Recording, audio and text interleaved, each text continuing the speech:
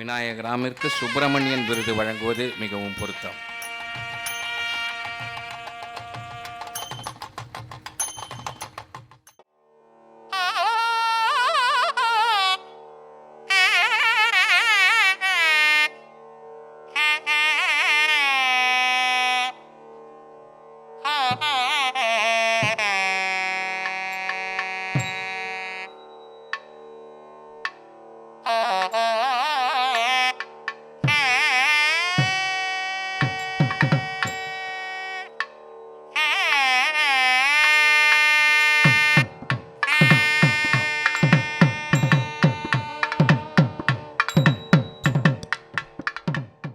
In 1966, inside the General Assembly Hall of the United Nations, voice rose from India. It was the voice of Srimati M.S. Subbulakshmi. Accompanying her were artists of the highest order, Sri V.V. Subramanian on the violin, Sri T.K. Murthy on the mridangam, and on the ghatam Sri T.H. Vinayakaram. The ghatam for long occupied the supporting role in Carnatic music, as we all know, respected, essential, and yet rarely foregrounded.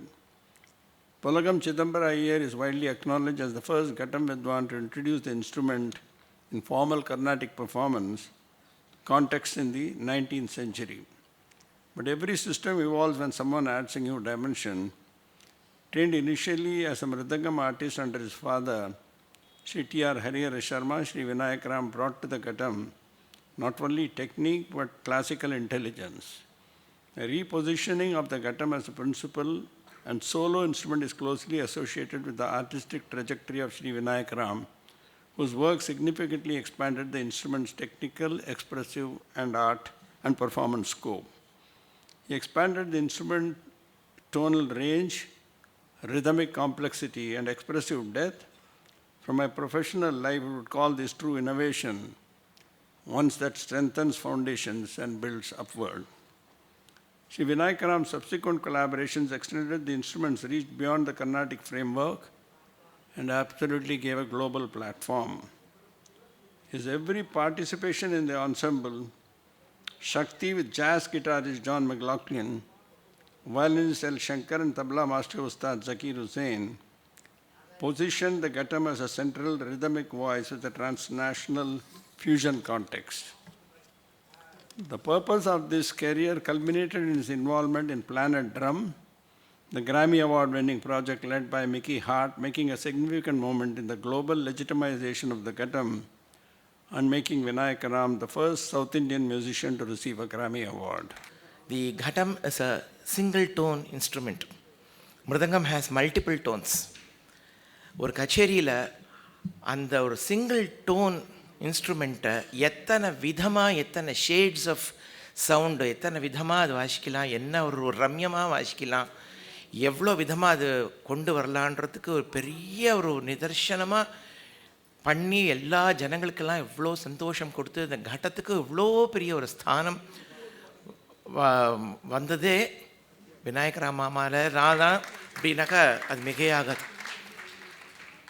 எனக்கா அவர் வாசிக்கிற விதம் அவ்வளோ ஒரு, அவர் வாசிக்கிறச்சே எவ்வளோ நிறைஞ்சு பாட்டுக்கும் சரி, ஒரு நிறவல்லுக்கோ ஒரு ஸ்வரத்துக்கோ எல்லாத்துக்கும் வாசிக்கிறச்சே அப்படியே இவ்வளோ கூடியே வந்துட்டுருப்பார்.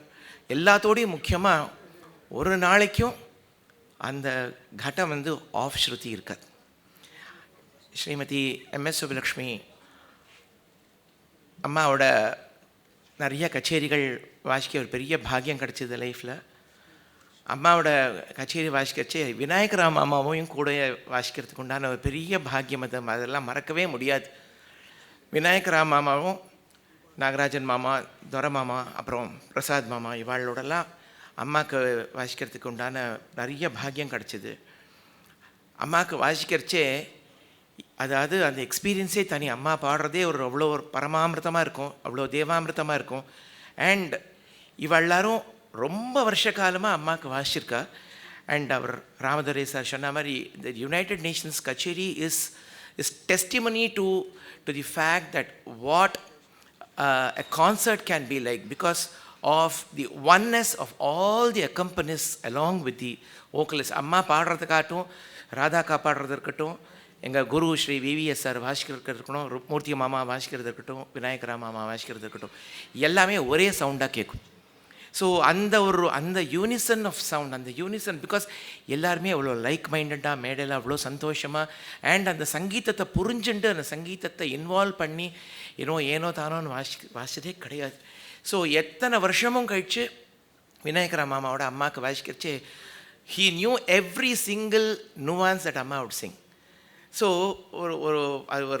ஒரு கீர்த்தனமாக இருக்கலாம், ஓரங்கஷாயி மாதிரி ஒரு பெரிய கீர்த்தனமாக இருக்கலாம், ஒரு பஜனாக இருக்கலாம், ஒரு சபதாக இருக்கலாம், ஒரு அபங்கமாக இருக்கலாம், எல்லாமே விநாயகரா மாமா அப்படியே கூட வருவார்.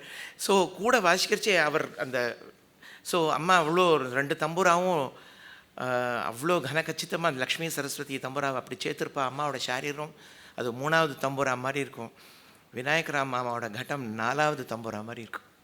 அவ்வளோ பிகாஸ் அந்த ஐ ஸ்டில் ரிமெம்பர் அந்த கட்டத்து மேலேயே எம்எஸ்எஸ்ன்னு எழுதியிருப்பார்.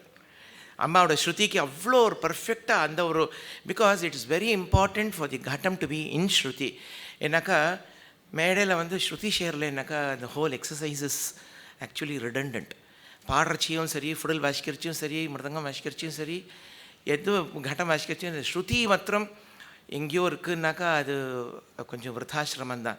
ஸோ விநாயகரா மாமா வாசிக்கிறச்சே அந்த கடமும் அந்த அவ்வளோ ஒரு பரிசுத்தமாக அந்த ஸ்ருதியில் இருக்கிறதும், அது அவர் அப்படி அந்த சர்வலகு வாசிக்கிற அழகு, அந்த வாசிச்சுட்டே தம்புராவும் அதுவும் அப்படி ஒன்றா இருக்கும். ரொம்ப அந்த ஆனந்தத்தை சொல்லவே முடியாது. அண்ட் அவர் அந்த சர்வலகு வாசிக்கிற சுத்தம் ஒரு சொல்ல ஆரம்பித்தார்னா அதோட டெவலப்மெண்ட்டு, அதை எப்படி கொண்டு போகிறார், அது எப்படி இதை இவ்வளோ பெருசாக்குறார் அதை அப்படிங்கிறத it's really magical. And all of us have witnessed his magical wizardry in so many concerts.